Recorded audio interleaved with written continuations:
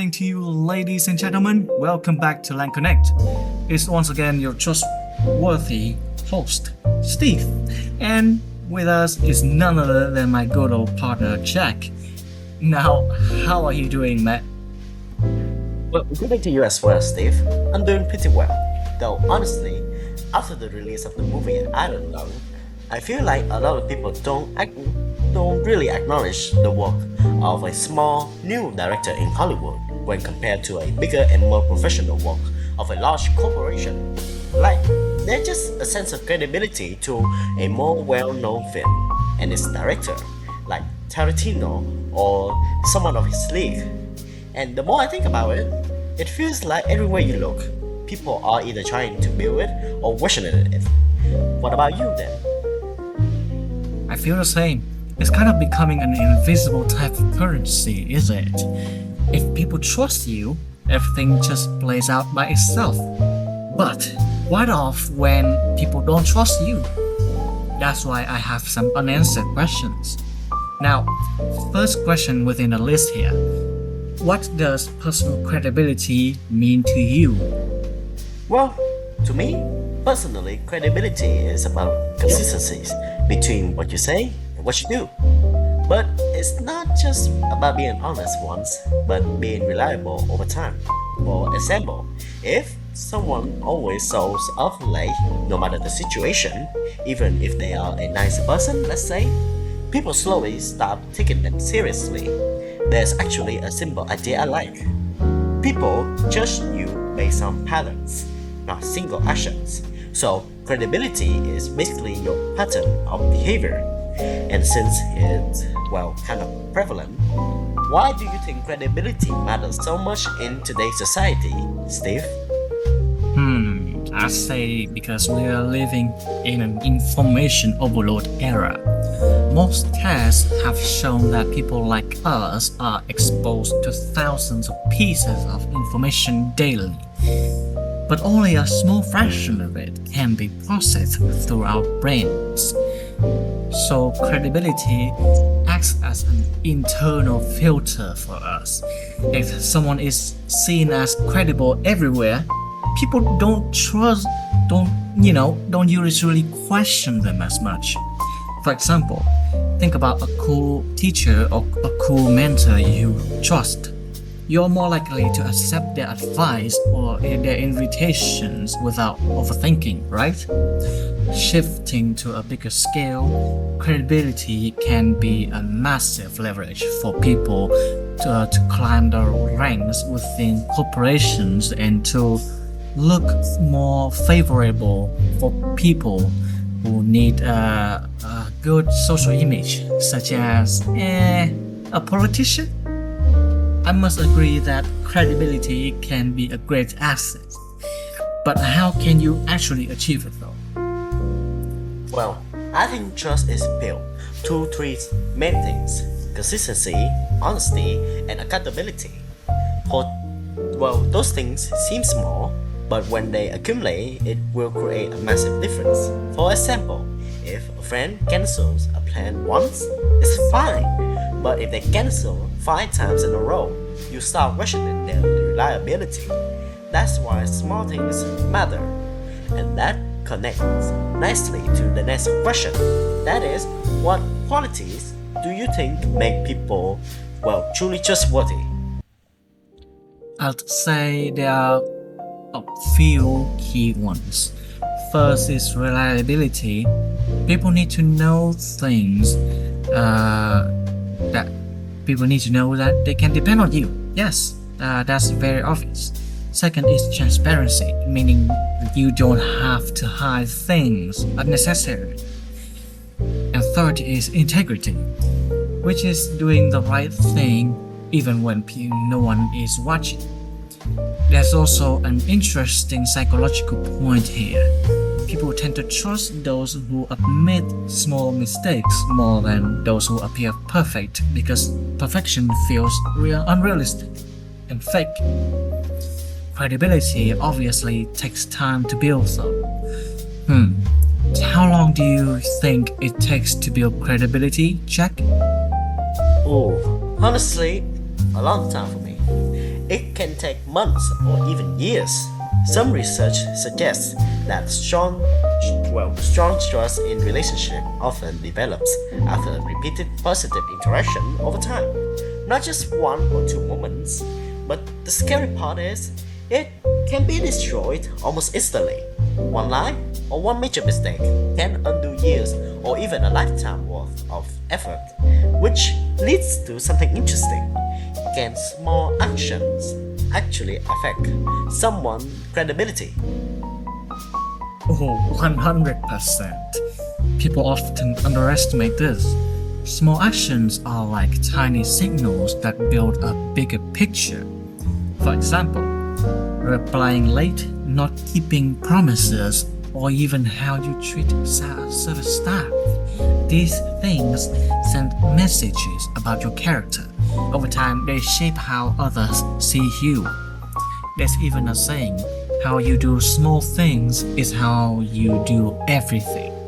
And since honesty plays a part here, do you think honesty is always the best way to maintain credibility?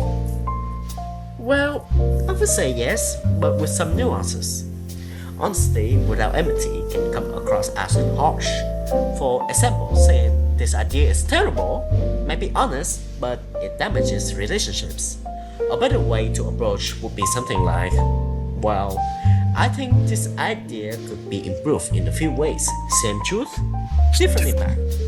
So, I think credibility isn't, just about being honest, but about how you communicate that honesty that actually ties into relationship. Now, how do you think credibility affects them? It's basically the foundation. Without credibility, relationships become unstable. For example, if you constantly doubt whether someone is telling the truth, it creates stress and insecurity. Yes. Over time, that emotional tension can damage even strong relationships. In workplaces, it's even more obvious. Teams with high trust tend to perform better because people communicate openly and support each other. But then it begs the question, why do you think people lose trust in others? Oh, there are many reasons for that. But usually it's because of inconsistency.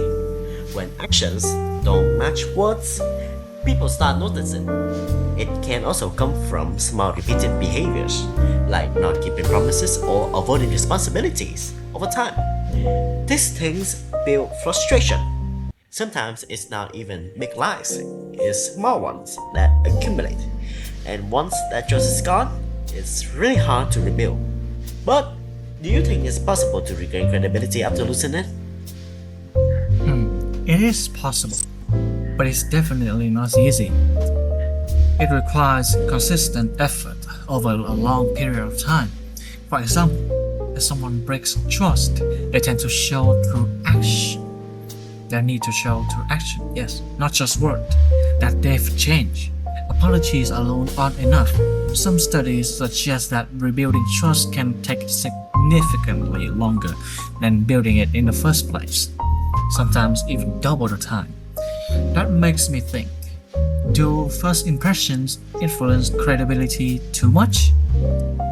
Oh, I think they do, honestly. People form judgments within seconds of you meeting someone. For example, how you dress, how you speak, even your body language can shape how credible you appear. The problem is, first impressions aren't always accurate, but they can be very hard to change. That's why people often say you never get a second chance to make a first impression. And in today's world, social media kinds of amplify that, right? Yeah, massively even. Social media allows people to curate their image very carefully. Someone can appear extremely professional or trustworthy online, even if that's not fully true in real life. There's also data suggesting that people tend to trust profiles with higher engagement, like more followers or more likes, even though that doesn't necessarily reflect real credibility. So that raises a big question. Do online influencers actually have real credibility?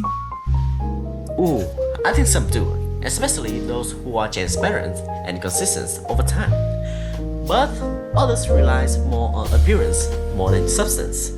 For example, only promoting products that don't actually damage their credibility.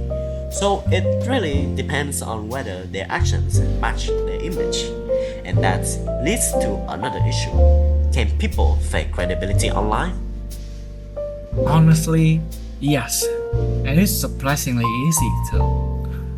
With good presentation, editing, and branding, people can create a very convincing image. That's why critical thinking is so important today. People need to look beyond appearances and evaluate actions over time. So in that case, how can individuals protect their reputation online? I would say being intentional. Yeah. Think before posting, avoid misleading content, and stay consistent with your values. Also, once something is online, it can spread quickly and be difficult to remove, so it's better to be more cautious from the start. Now, shifting a bit. Why is credibility so important in leadership nowadays? Obviously, because leadership is built on trust. If people don't trust you, they won't follow you no matter how skilled you are. For example, a leader who makes promises but doesn't deliver will quickly lose support. On the other hand, a leader who is honest and consistent can inspire loyalty even in difficult situations. It's that simple. Or is it? Because successful people or leaders aren't all credible, right? Do you think all successful people have long credibility? Have strong credibility, I mean it, yeah. Yeah, I get it, don't worry. Well, to put it simply, not necessarily. Some people succeed because of talent, luck, or opportunity. But in the long term, credibility becomes more important without it. Without it, success is often unstable. So that brings up an interesting point. Should companies prioritize credibility when hiring? Okay, this might be controversial, but I think it should. Skills can be taught, but trustworthiness is much harder to develop. Hiring someone with strong credibility can improve team dynamics, reduce conflict, and create a healthier work environment overall. Still, looking ahead, do you think credibility is becoming more or less important? Oh, 100% more important. With misinformation everywhere, people value trust more than ever. Credibility is almost like a form of social currency now. It influences opportunities, relationship, and even success. And finally, what do you think is the best way to build a long-term credibility? For me, it's being consistent over time, keeping your word, being honest, and taking responsibility when things go wrong. It's not about being perfect though, it's about being reliable and genuine. Yes, that's how you do it. That's what people remember in the long run. Anyway, I think that's a good note to end on, don't you think? Yeah, you're right, Steve. This is getting quite late, isn't it? Oh well, make sure to catch the latest episode of Langconnect, alright, our lovely listeners. And as always, take care and have a wonderful day or night wherever you are. And bye-bye. Bye bye, see you later.